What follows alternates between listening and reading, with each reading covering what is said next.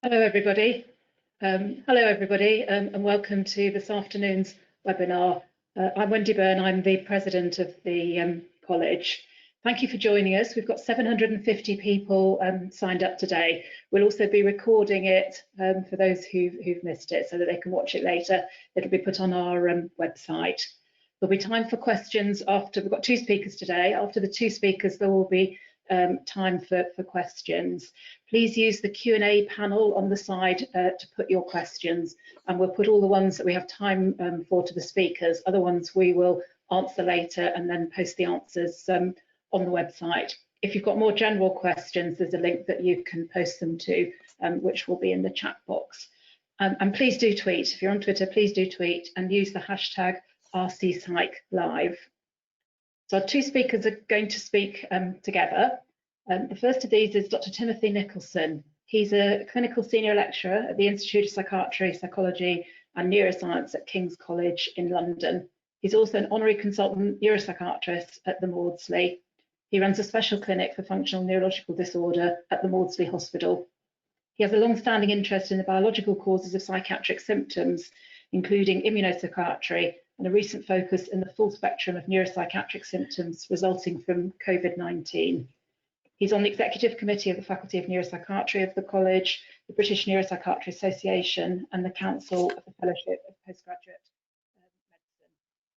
Our second speaker is Dr. Benedict Michael. He's a senior clinician, scientist fellow, and an honorary consultant neurologist. He's a recipient of the Liversidge Award and the BMA Vera Down Award for Neuroscience for his neurological education work in Africa.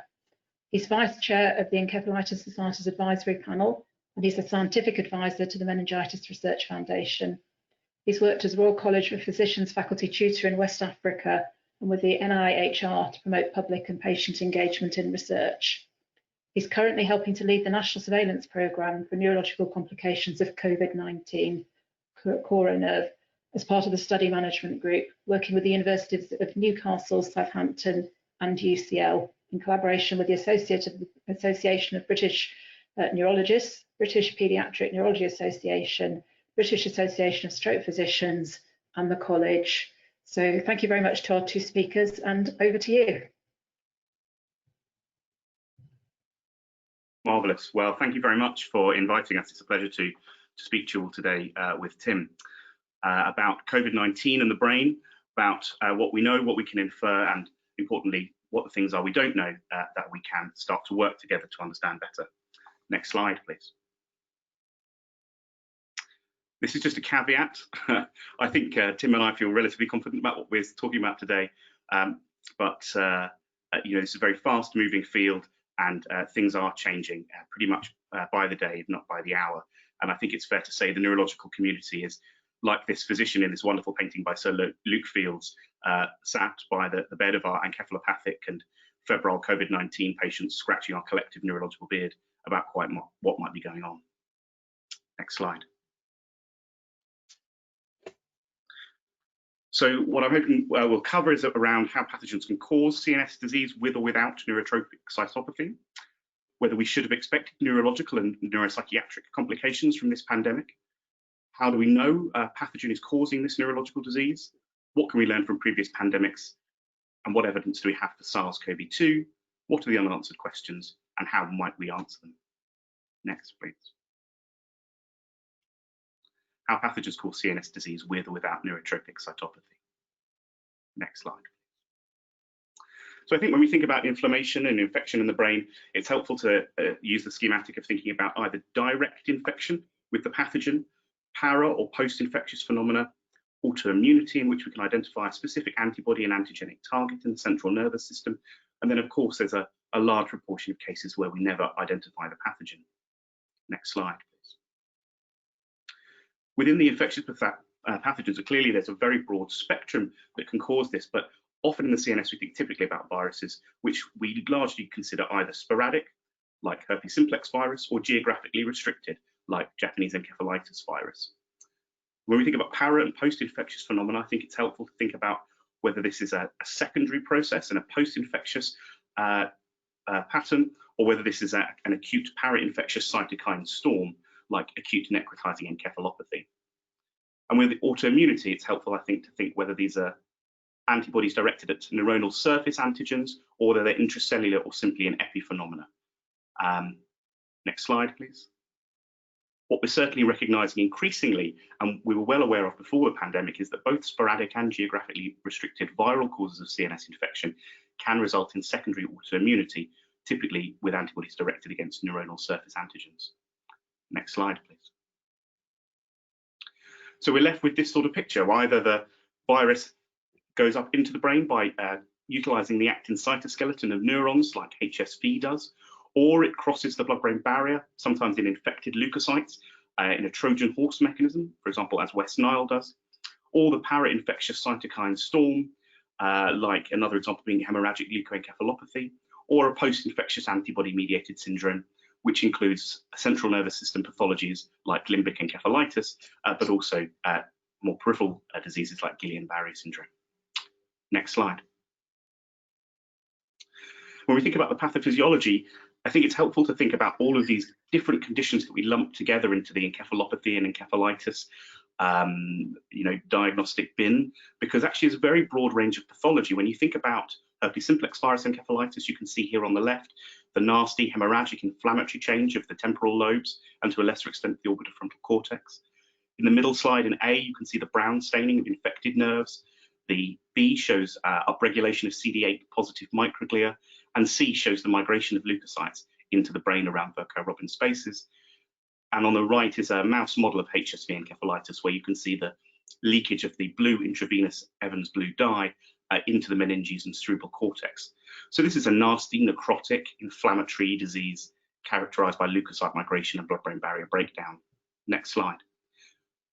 When we compare this to other forms of encephalitis, which can genuinely present similarly, for example, NMDA receptor encephalitis, we see that the antibody binds to antigens on the postsynaptic receptor, which are internalized into vesicles with little in the way of a traditional inflammatory response.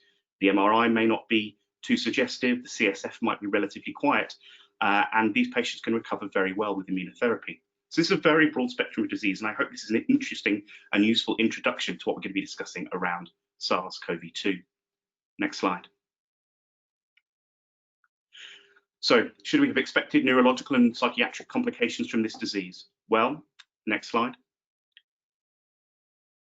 We certainly have seen examples of this before. This is a map from a study that came out just before the pandemic, where they did phylogenetic analysis of West Nile virus. And this shows the transmission, we think, either by an infected individual or a mosquito. We think from Israel to New York. And tragically, in 1998 to 99, suddenly birds were becoming sick. Young, otherwise healthy people were having seizures, slipping into comas, and many of them dying. And it was none of the usual pathogens you would expect in that part of America. And you can see that over the year, the spread of the virus as it starts to spread westwards across America. Next slide. And by doing phylogenetic analysis, it's actually possible now to determine that the original strain, the NY99, actually staged largely on the East Coast, but it was actually subsequent mutations which led to the spread across the country and also the establishment of centres on the West Coast. Next slide. And beyond this, we've actually seen over the years, this has actually led to spread into Central and South America also. And this is interesting and a useful parallel, because this is a condition where the vast majority of people who become infected will either be asymptomatic or have a mild febrile arthralgia rash illness, but there is a smaller population who will develop an encephalitis, and it is uncertain at this stage what is different about these people, and there seems to be similar things happening in COVID-19. Next slide. So how can we really know that the pathogen's causing disease when we've got someone who's got neurological or psychiatric symptoms and signs in front of us, and they're also COVID-19 positive? Next slide.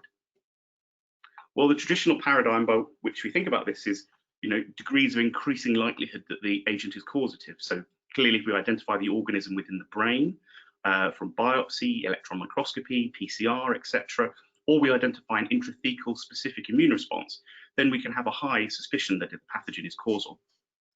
Of less strength, but still helpful, is we identify the organism in a sterile site, and there's a specific immune response. So this might be a PCR of a vesicle, where we might find varicella zoster, for example.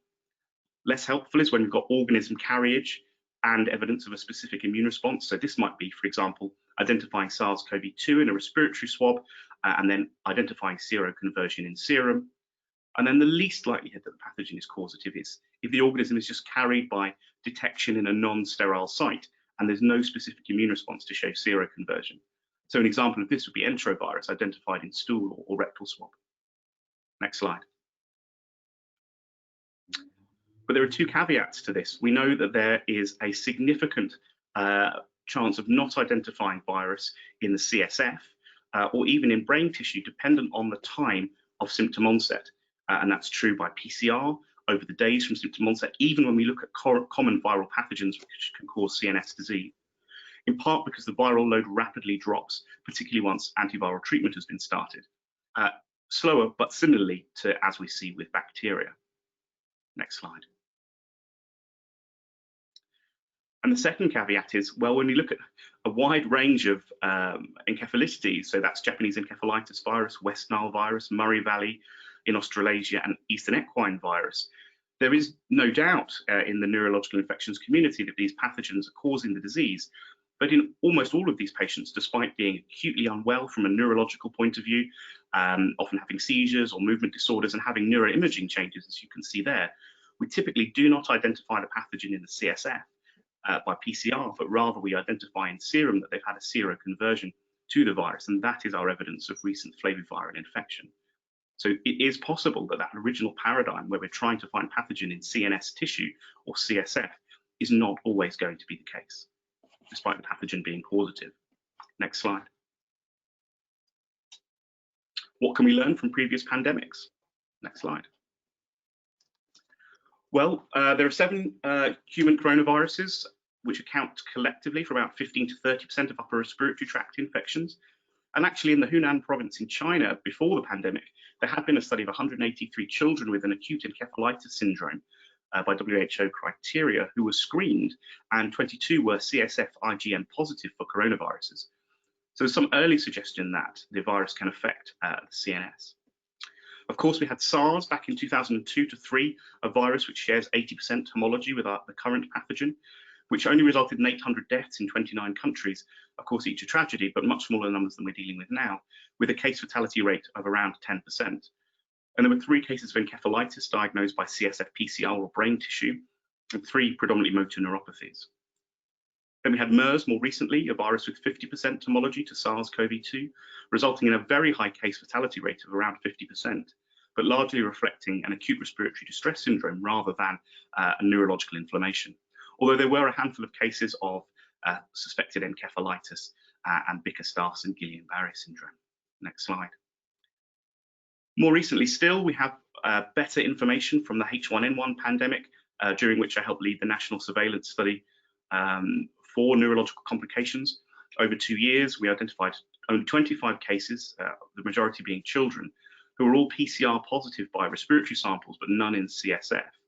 And the patients manifest as encephalopathy or clear encephalitis, both in adults and children, but interestingly more common in children, which seems to be the converse to what we're seeing currently.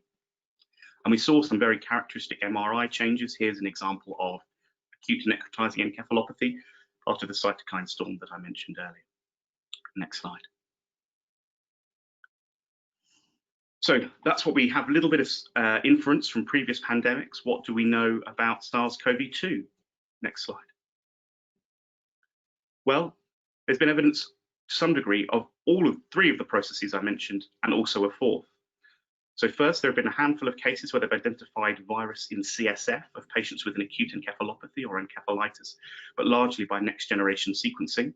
And it's uncertain to what extent that might be travel up the retrograde axonal transport along the olfactory bulb, as has been demonstrated with some coronaviruses in mice, or whether it's a crossing through the blood-brain barrier during a viremic phase.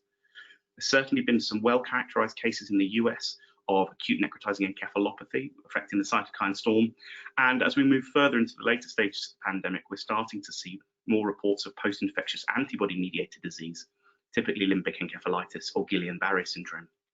But this 4th process of avasculopathy or vasculitis is of growing interest. Certainly in a handful of cases, they have been able to identify vasculitis in non-CNS organs with evidence of the virus capable of infecting the endothelium. there have also been cases of complications with disseminated intravascular coagulation, and it is going to require some work to dissect to what extent this is direct viral infection, host immune responses, or other aberrant responses within the host. Next slide. So I've discussed a little bit about what we know, but clearly there are many unanswered questions. Next slide, which are outlined here. Really, how common are these neurological complications? We've largely heard about case reports or small case series, and even the cohort studies have been largely geographically restricted or restricted by speciality to specific groups. How common are these syndromes affecting the central and the peripheral nervous system? Who is at risk?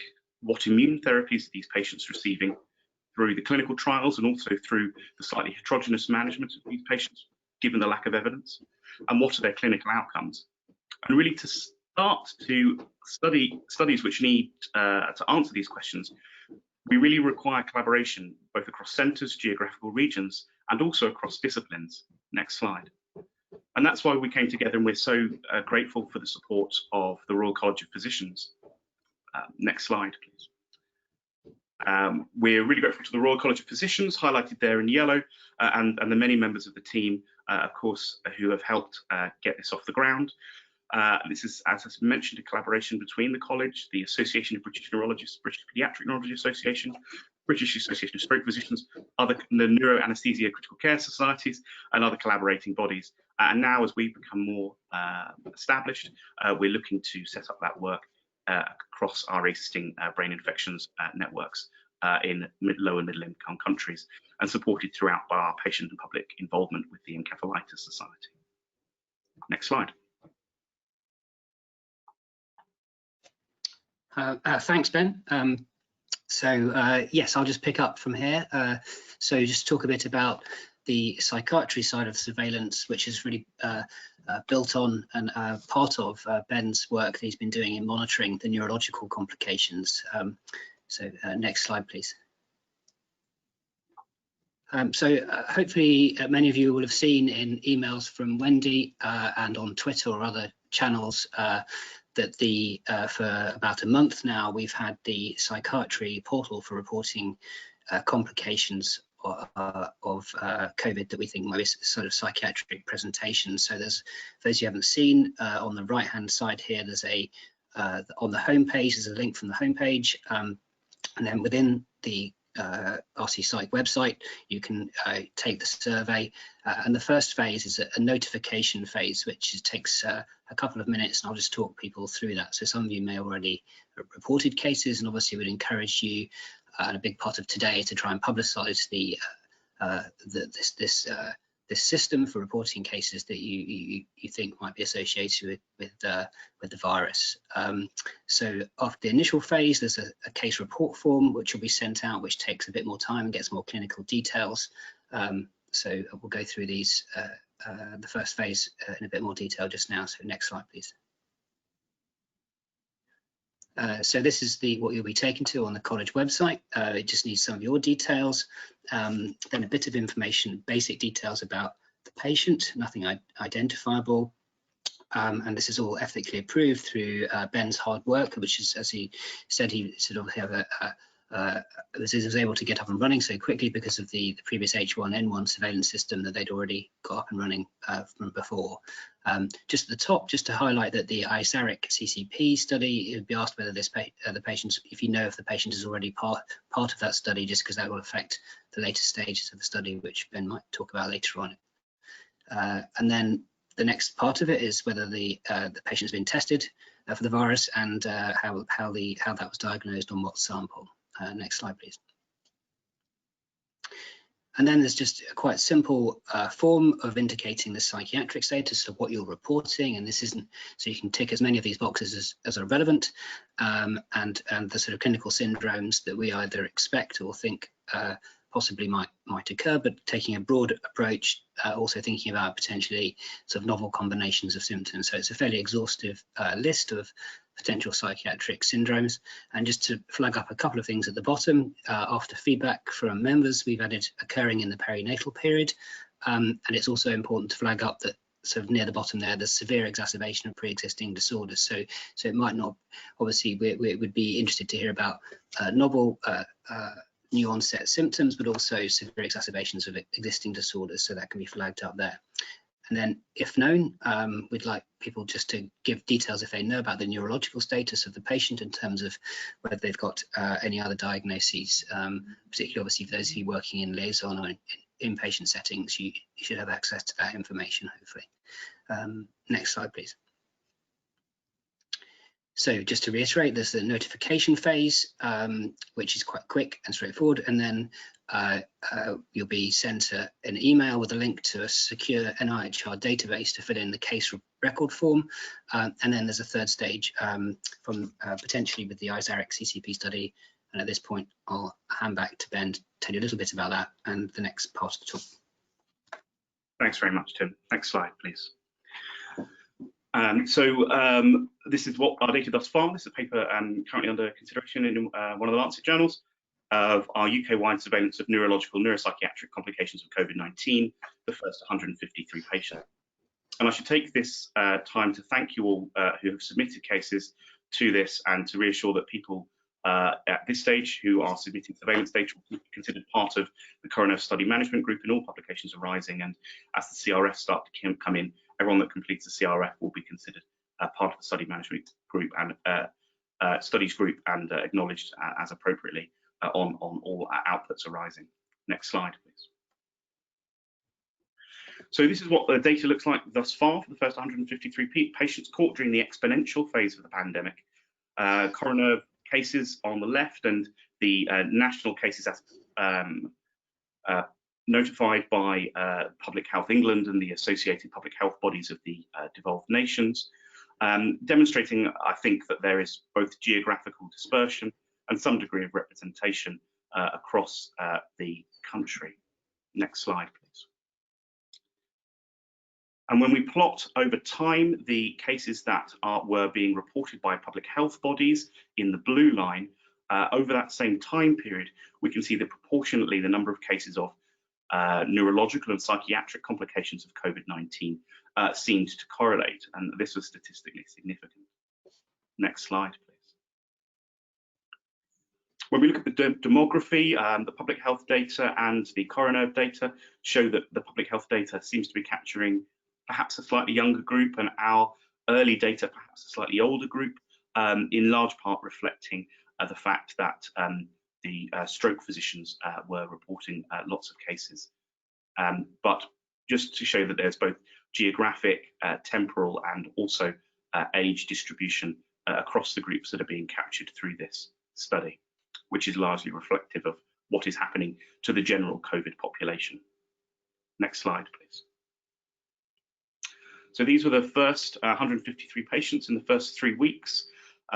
We had full clinical data on 125 of them, of whom 77 had a cerebrovascular event, ischemic strokes largely, but also intracerebral hemorrhage, one case of cerebral vasculitis, and some other cerebrovascular diseases such as cerebral venous sinus thromboses.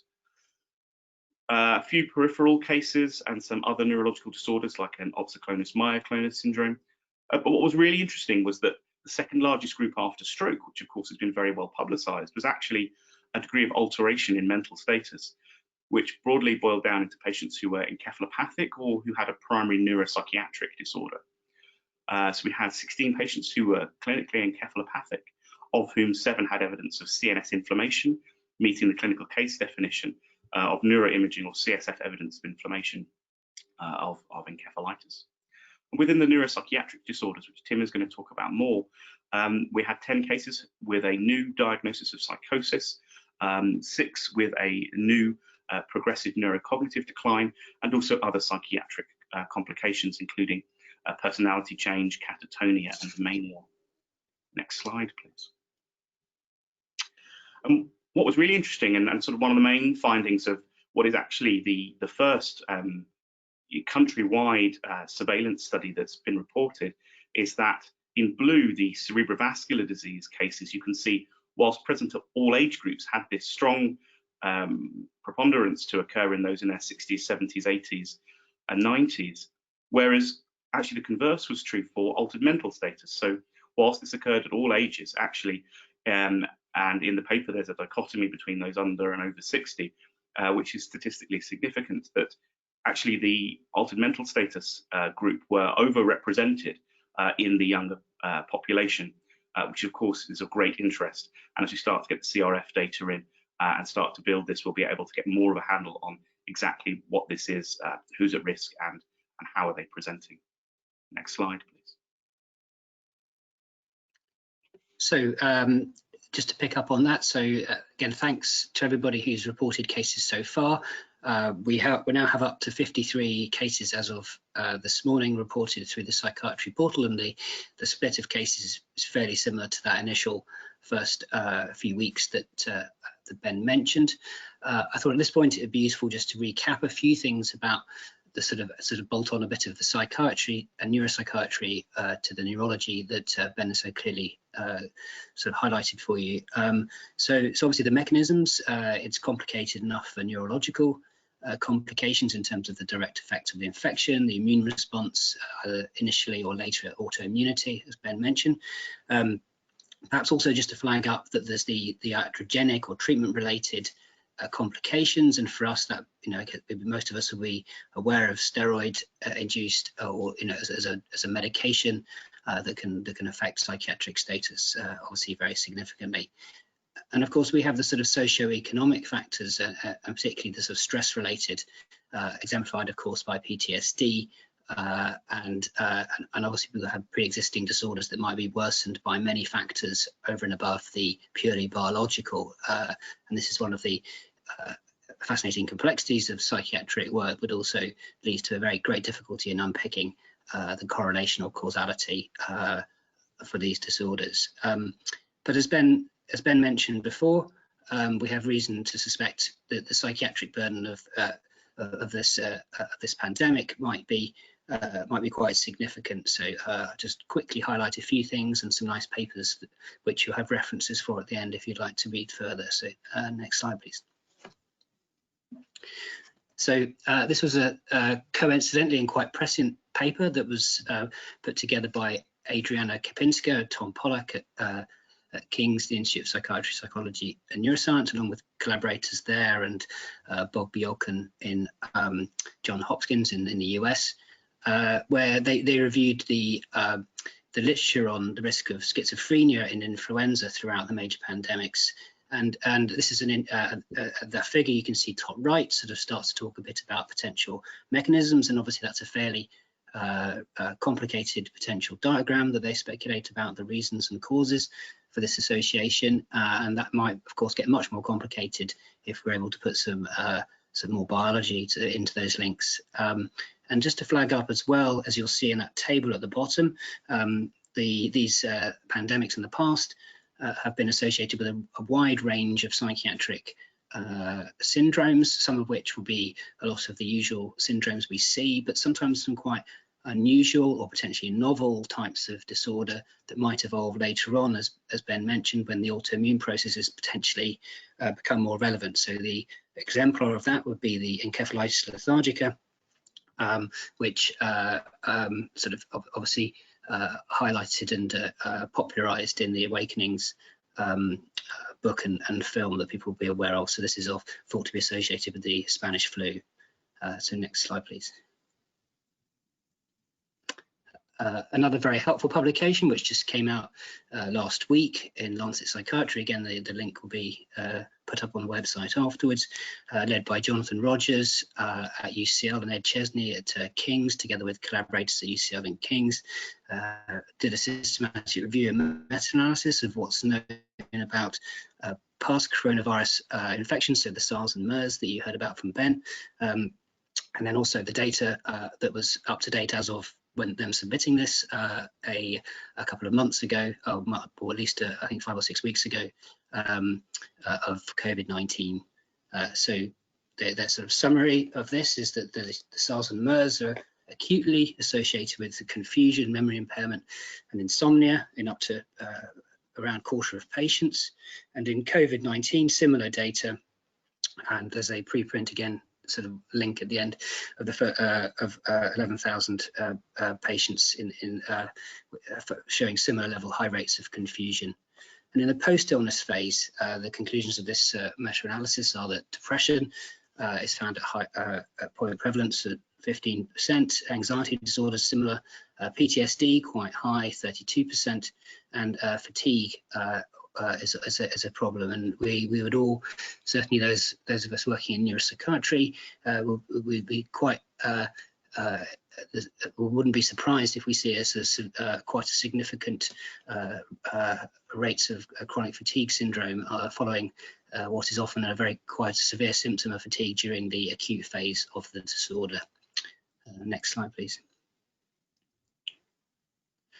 So just to highlight that together with some couple of bright young psychiatrists at Matt Butler and Cameron Watson, have put together a blog, so a live systematic review that's on the JNMP website, and this is updated weekly, so it really puts up all the new papers for both neurology, neuropsychiatry, and more broad psychiatry that's coming out in terms of case reports, case series, reviews, and other studies as the literature base, the evidence base matures.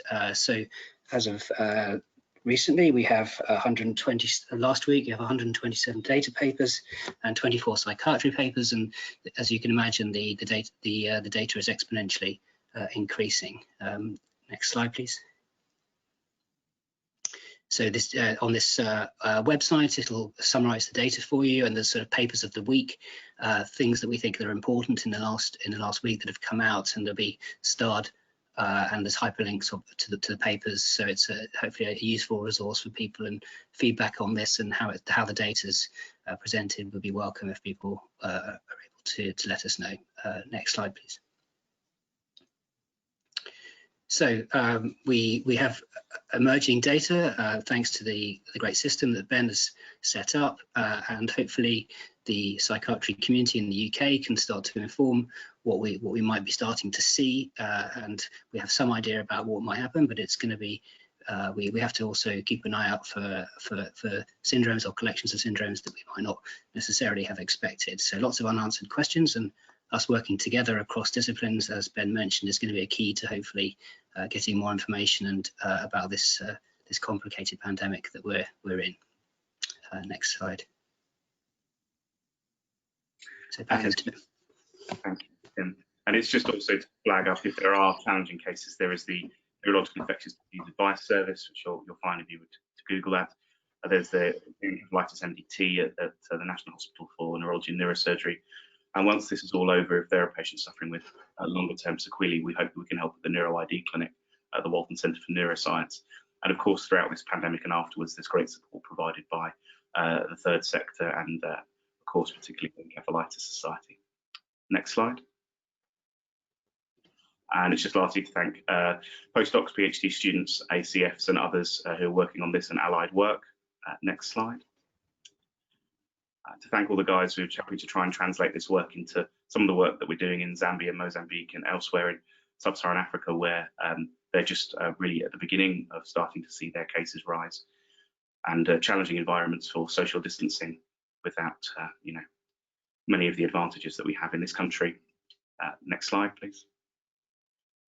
And finally, of course, this isn't just me. I'm very grateful to the whole study management group of which I'm a part, which includes Rhys Thomas, Rachel Neen, Mark Ellel, Sarah Pett, Ian Galea, and Naomi Thomas, and really is a collaboration across the professional bodies across the country.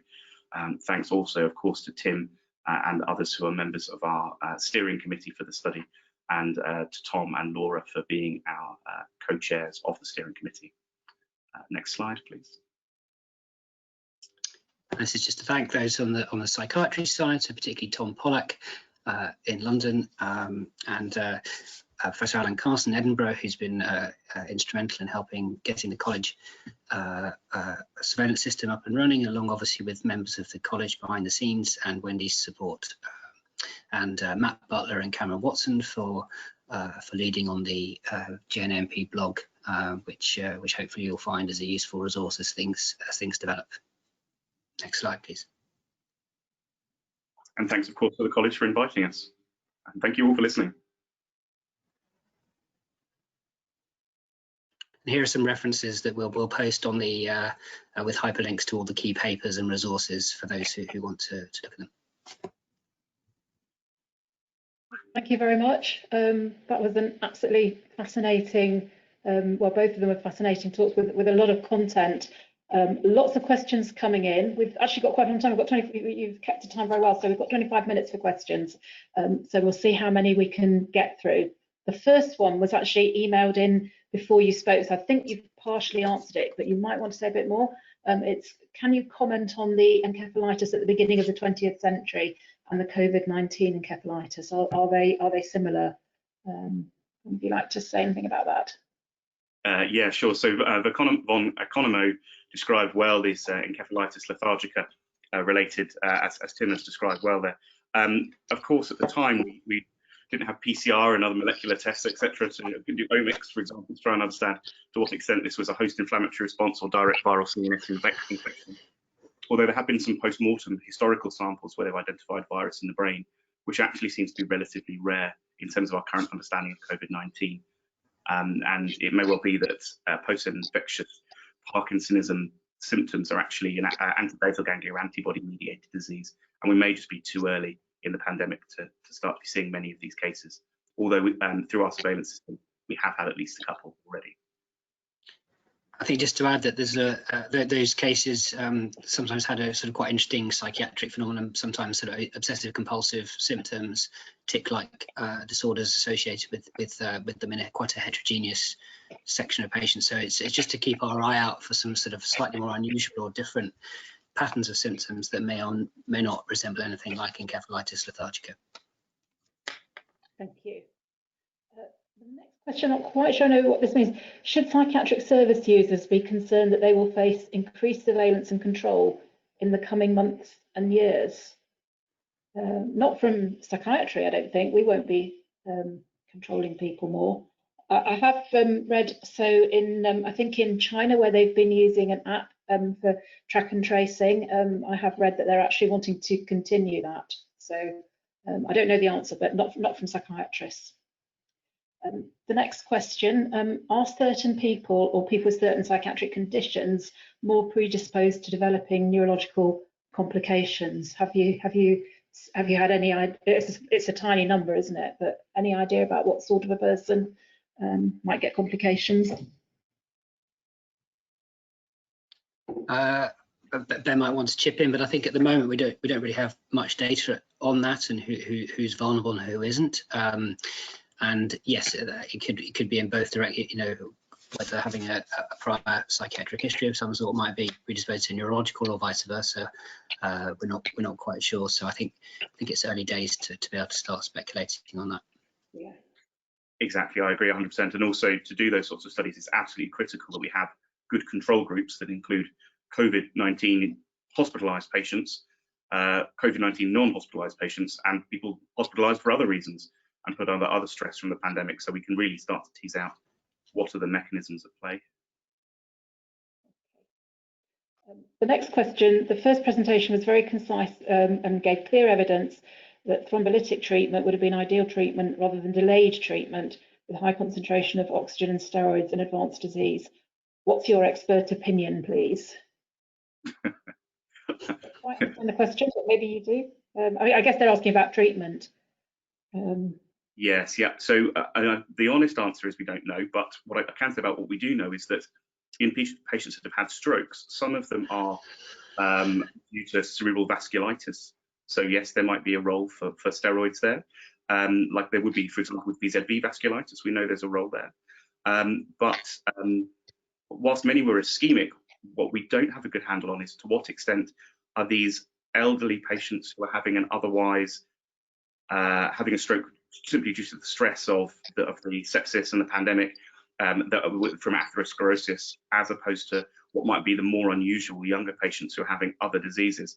And certainly, as I described, some of these patients have got DIC, so we're widespread thrombolytic therapy in all patients blanketly probably is not actually where we'll end up.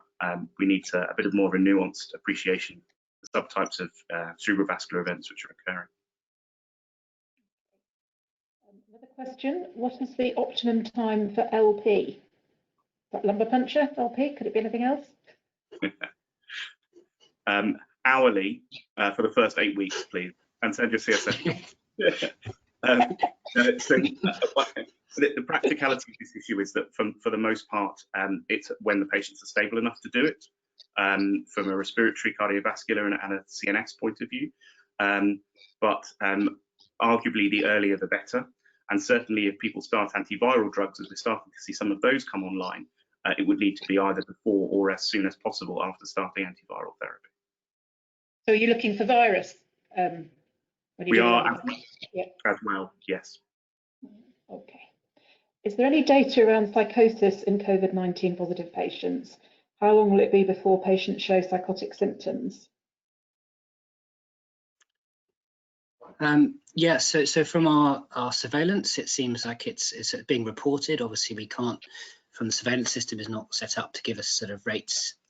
It's really just relying on people reporting symptoms. But there is one study from China showing increased rates of psychosis, and it's something to keep an eye on. So the psychosis paper, again, it's if you go to the GNMP blog, it'll give the details of that. But it's early days. But and obviously there'll be multiple mechanisms, whether it's the stress of the situation, the sort of psychosocial factors, but also, you know, we also suspect there might well be some biological factors going on as well. So again, that's a rich mix of etiologies that we might expect in psychiatric presentations. Thank you. May patients on immunotherapy agents for cancer be at particular risk for neuropsychiatric complications of COVID? Certainly it was a worry, and the Association of British Neurologists, for example, produced very clear guidance about how to manage patients on immunosuppressive therapy in the context of the pandemic. But interestingly, at least anecdotally, through my colleagues that run a national demyelinating networks, the number of immunosuppressed patients we are seeing actually is actually relatively low, encouragingly, thus far. Said, I didn't notice delirium or acute confusional state on the list of psychiatric conditions on the reporting form. Is it there? Have they missed it, or is that not on the form? Do you want to take that one, Tim? Yeah, this is a complicated one. So we're not asking for that on the form because we'd expect a very high number of people to have delirium as part of their acute illness. So we're really looking, and obviously this is in the case report form that'll be emailed later on. It'll have more details on this, but yes, it's I think that's something that we would see as a common complication that is clearly important in the acute hospital setting, but something that perhaps that we'd see as a sort of not directly sort of related to what we're trying to monitor in this situation. Don't know if you want to add anything to that, Ben. Yeah, so you don't want reports of delirium and acute confusional state. Yeah, thank you. What percentage of the reported cases were from ICUs after intubation? So although the Neuroanesthesia and Critical Care Societies and Intensive Care Society have been very helpful, they have actually asked, for the large part, for the local visiting neurologist or psychiatrist to do the reporting. So most of the surveillance reports you've had actually are from those groups of clinicians. But as we start to get the case record forms in, that is certainly one of the things we're looking at, because ITU encephalopathy and critical illness, neuromyopathy, etc., will be important things for us to capture. What has been a treatment response to neuropsychiatric presentation to psychopharmacological interventions, if any? Are you treating these people with medication at all? So it slightly depends what we're talking about. So certainly we've had patients with acute disseminated encephalomyelitis and acute necrotizing encephalopathy, which can be very steroid responsive. So we do treat in that regard. But I think the question was more around psychiatric medications. Yeah, from my perspective, I haven't actually been involved on frontline treatment of patients, but I'm not aware of any specific changes from how you would treat conditions in any other sort of liaison setting or anything unique about the situation. I'm not sure if you, Ben, have had any sort of reports from clinicians of sort of different management. No, I think people are managing it largely as they would before. Of course, we are worried about the potential for post-infectious Parkinsonism, so that may play into a decision psychiatrists might make. That's quite a complicated question. Do you think it's possible to divide the neuropsychiatric consequences of COVID-19 into either neurological or psychiatric conditions, or do illnesses like delirium suggest that such a division is arbitrary? We're getting back to the brain-mind divide here, aren't we? Yeah. I hope that both of us being here and presenting together shows that we care about this. Yeah. Yeah, I think it's a great question, but yes, hopefully we don't have to deal with those categories, and we can just see it as all a continuum of brain disease.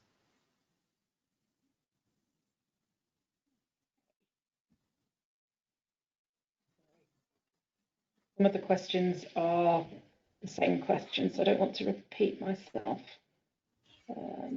We've asked about medication.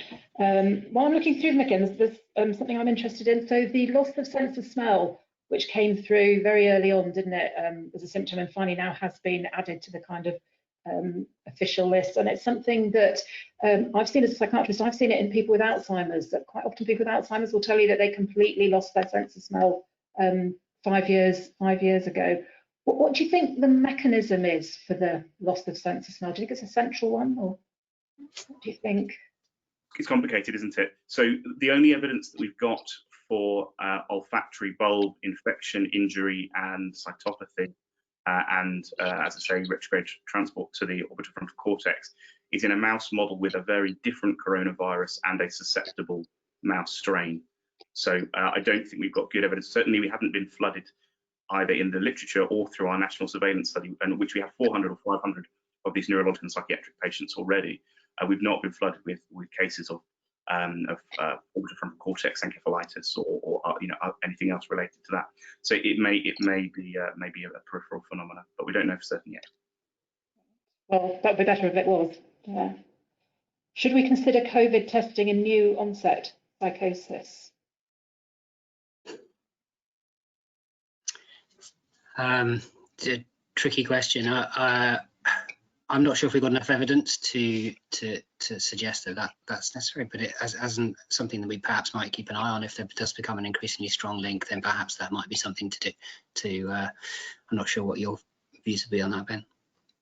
Yeah, I think as we recognise it more frequently, it's probably prudent to have a low threshold for inquiring about those symptoms, which might suggest that someone has got COVID-19, but probably not blanket testing in all. I can give you an example from the stroke community. There are certain large stroke units which are testing every even asymptomatic, respiratory asymptomatic stroke admission for COVID-19 and finding large numbers who are positive. I think something just to get. Yeah, there's another question which is much the same, really, asking particularly about patients presenting with a first episode of psychosis or mania in their 50s, saying should they be tested? So yeah, maybe there's a bit more of a case for narrowing it down, do you think, to certain patient groups? I think exactly as you say, there's it might be when things are slightly more atypical, or the demographics or the risk factors don't perhaps quite add up, perhaps have a lower threshold for considering this as an etiology. I guess the other thing is this. I think Ben will talk to us perhaps a bit more the knowledge than I can about the dissociation between the sort of neurological complications and the severity of the respiratory illness. So I think it's I'm not sure if we've got a clear picture on that, but it's clearly that there people can have, and the same goes for the anosmia as well, that people can have quite mild disease yet to have that as a key symptom. So there's we're very aware of the severe respiratory cases, but all the other cases we've got less data on and less information, but we know that it's quite dissociated often from a severe respiratory illness. Yeah, that's certainly true. Some of the strokes are occurring in those patients with most severe respiratory disease, and some of the iatrogenic complications like ITU encephalopathy will be more in the severe group. But yes, certainly there are mildly symptomatic people developing neurological and psychiatric phenomena. Question about children. What type of subthreshold or clinical symptoms, if any, should we look out for in younger children and the teenage population? Well, we're actually seeing very little in the way of that now, but the cases, the largest group that I'm aware of are acute disseminated encephalomyelitis. So there's an encephalopathic patient who's got long, either brainstem or long tract signs. I think that's an indication for making sure there's good neuroimaging, and because this, of course, is very treatable. Somebody's asking a bit more about how does the infection cause a stroke? So do you want to say something about the mechanism of that?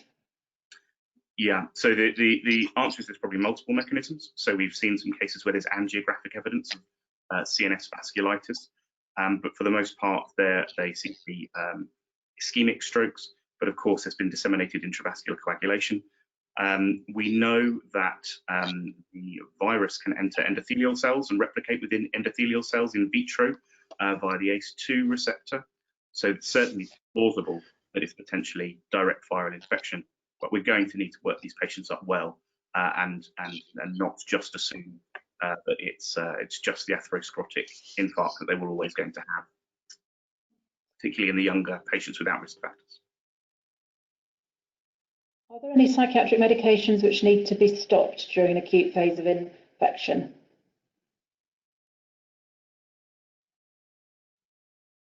Tim? I'm not aware of any particularly, and obviously, I guess in any individual circumstances, there's the individual risk and benefits of stopping and starting any medication. But unfortunately, I'm not doing any sort of online clinical work, so I wouldn't be able to have any particular advice on that, unless Ben, you have any experience from patients you've been seeing. No, it's not something that we've been seeing as a particular problem, but we'll need to be prudent to be on the lookout for that. Okay, there's another question. We've noted a number of people with learning disability presenting with an increase in their seizures without any other symptoms. They do not have the core symptoms, but the seizure change is quite significant. They may, for example, have lost their sense of smell. Could this be related to COVID? We haven't had the ability to test as they have not fulfilled testing criteria. So yes, I mean, any infection can lower one's seizure threshold, and it's something we worry particularly about in vulnerable people, like those with learning difficulties. And we're seeing from Isaric, 4Cs, and also just our clinical practice that many patients who clearly have COVID are PCR negative on the respiratory swab, in part reflecting the sensitivity of the PCR, but also reflecting the quality of the sample. And these people are being picked up by chest X-ray or CT scans of the chest. So it may well be that relatively mildly symptomatic people actually are going to be expanded into criteria where we can start to think about testing as we start to accumulate more evidence of this. Just a quick addition to that, just to quickly note about, although I guess any seizure is most likely to be epileptic, or just to flag up the possibility of dissociative functional seizures.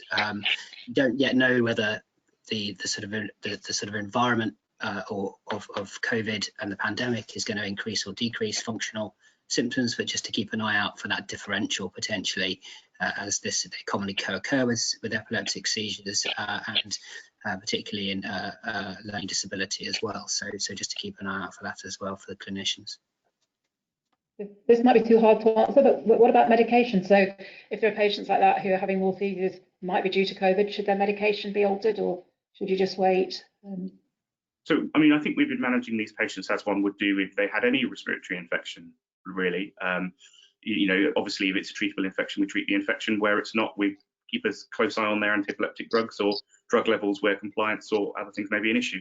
The one thing that I would say is if these patients are being enrolled into trials, there are many different drugs being trialled which can affect the cytochrome P450 system and others, which could affect someone's seizure control through an iatrogenic method. And I think that'd be one of the things to be most alert about. Okay. Any advice for a liaison psychiatrist called to A&E, first onset of psychotic symptoms? I guess they probably mean in relation to COVID rather than just any advice. Any advice?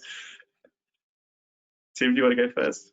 Yeah, again, my sort of caveat being that I would not doing any acute clinical work at the moment, but I wouldn't say that there would be any particular difference to usual in terms of how things are treated. It would be pretty much the same as any other situation where you would be seeing first episode psychosis, but just obviously having in the back of the mind that this could be COVID related. That would be my only advice. Yeah, and certainly looking for symptoms and signs suggestive of COVID infection and screening where appropriate. And there has been controversy around the role of para and post-infectious autoimmunity causing presentations of encephalitis, manifest initially as psychosis, which has obviously been well publicised over the last 10 years or so. And we've got the ENCEPH-IG trial, which will be starting. We will be giving these patients intravenous immunoglobulin in a part of a randomised controlled trial. And there's of course Synapse 2, which is looking at patients with new onset psychosis and an antibody with a similar design structure. So these were complex questions that needed good randomised controlled trials before the pandemic. And if anything, COVID has just taught us how important doing those trials is going to be.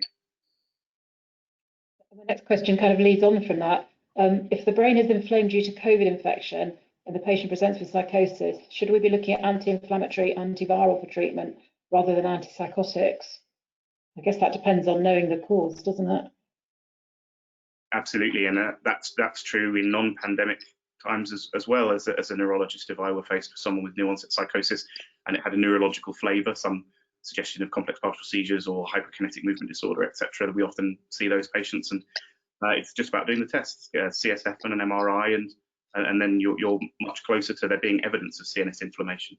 But certainly if there is, then particularly if it falls into one of these very clear diagnostic categories, like A&E or HLE, then those are steroid and immunoglobulin responsive conditions. Thank you. If you've had viral encephalitis once, would you be more at risk of having central symptoms and vascular complications of COVID-19? Yeah, thank you. That's a very common question that we get asked a lot, and certainly at the Encephalitis Society, I know their calls to their advice line are up something like 240-fold, 240% higher than usual, often with questions like this.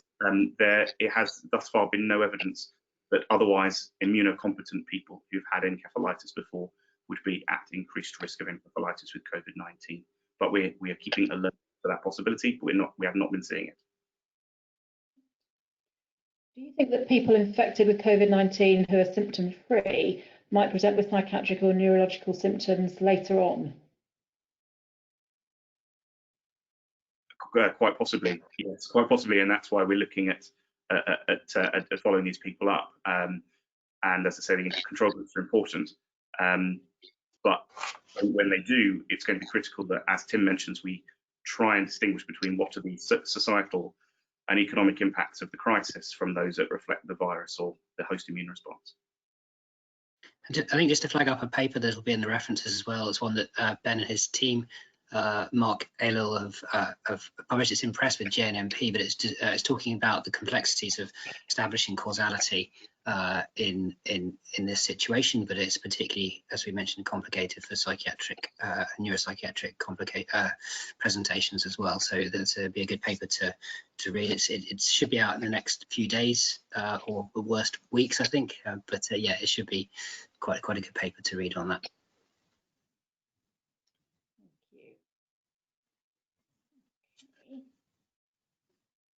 Trying to pick out new questions because some of them this is sort of like one before but sort of different. Any data on the potentially effective medication for COVID-19 related psychosis and depression? I'm not aware of any data that's really helpful on this, but I think it's again something that we should be it's quite likely there'll be an influence there, but we haven't got the data to really confirm or refute that. And it's hard to know how much of President Trump's behaviour is hydroxychloroquine related or premorbid.